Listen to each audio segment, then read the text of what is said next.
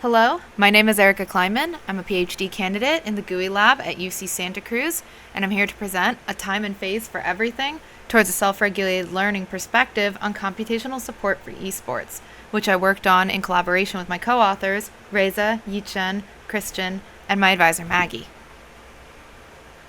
So recent years have seen an increased interest in providing esports players with computational support meant to help them learn. And this has led to the development of a whole bunch of third-party tools. These can help players adapt strategies, make informed decisions, develop advanced skills, overcome obstacles, and ultimately avoid feelings of frustration and inadequacy that could lead to discontinuation of play. But you see, there's a gap in the literature on these tools. Despite being explicitly designed to support learning, existing tools are rarely designed or evaluated using learning theories. And as a result, we do not know if the existing tools actually support learning, and assuming they do, how they do, which makes it difficult to identify opportunities to improve the state of the art. We take a first step towards addressing this gap by leveraging the theory of self-regulated learning, which broadly refers to the phenomenon by which students can direct their own learning process without the guidance of an educator. Specifically, in this work, we examine learning in esports using Zimmerman's cyclical phase model of self-regulated learning. And we chose this particular learning theory because it maps really well to games and especially to esports.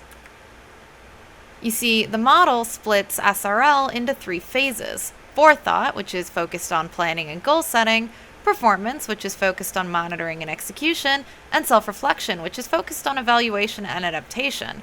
And as the name suggests, these phases repeat in a cycle. And if you've ever played an esports game, like, say, League of Legends, then these phases might sound really familiar, because they correspond really well with the three phases of gameplay. Pre-game, you select a character and make a plan, which corresponds to Forethought.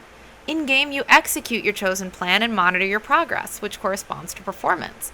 And then post-game, you review your stats and evaluate your performance, which corresponds to Self-reflection. And while previous work has explored the relevance of this model in esports, it has not been applied to an analysis of third-party computational tools. And while previous work has explored the relevance of this model in esports, it has not been applied to an analysis of third-party computational support tools. So leveraging this learning theory, we explored two research questions. First, what kinds of interventions do existing assistants for esports offer to support learning during each phase of the cyclical phase model? Second, what kinds of interventions do players desire during each phase of the cyclical phase model? And we conducted two studies to answer these questions, and you can see an overview of this research here. Because I'm short on time, I can't really get into detail on Study 1, but all of the methods and results are in the paper.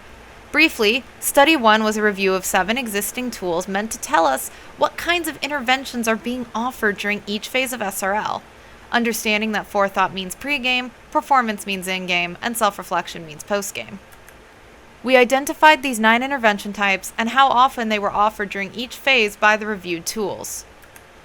And so the outcome of that first study were those 9 intervention types and patterns on how they support SRL in existing tools, and of course there's way more detail in the paper. To identify opportunities to support players' learning, we need a more formal understanding of what players want or need in the context of these tools.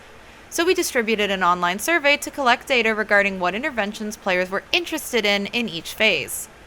And this is a summary of what the results of that survey looked like. So for example, there was a strong interest in interventions like reflections and retrospections post-game during self-reflection, and then preferences for predictions and recommendations pre-game during Forethought, and then reminders and instructions in-game during Performance. To augment the survey results, we also conducted qualitative interviews with survey respondents. We recruited 7 respondents who played 5 different games, who each sat for hour-long one-on-one interviews where we used the data-driven retrospective interviewing method to ask them to elaborate on their own survey responses and give their insights on the community trends seen on the previous slide.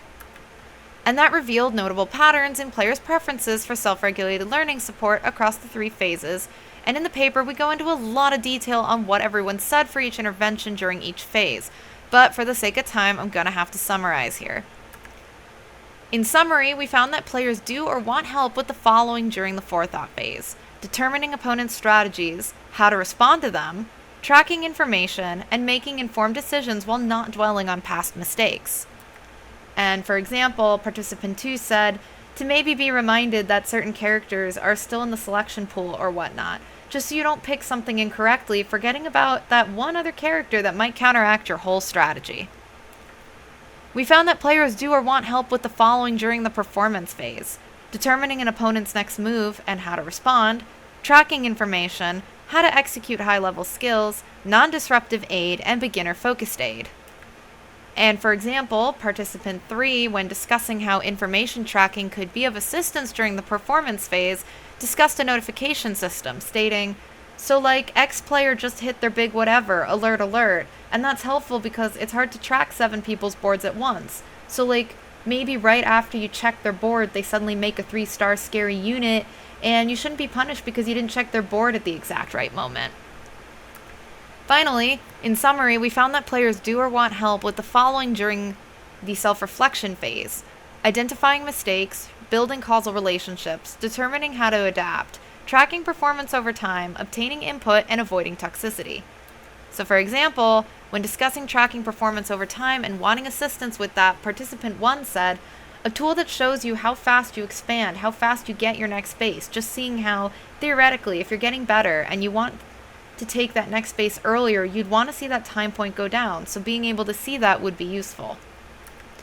And finally, we're able to compare the players' interests against what existing tools offer to generate considerations for better supporting SRL in esports.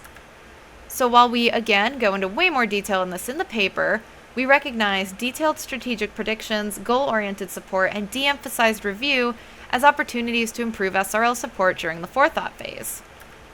For the performance phase, we identify dynamic in-game assistance, emphasized instructions, monitoring support, non-disruptive assistance, and scaffolded assistance as opportunities for improved assistance. And finally, during self-reflection, we recognize safe co-regulated learning, emphasized causal understanding, and cyclical SRL through Forethought. And that wraps up the presentation. This work was pursued in collaboration with senpai.gg and partially supported by the NSF. I can now take any questions.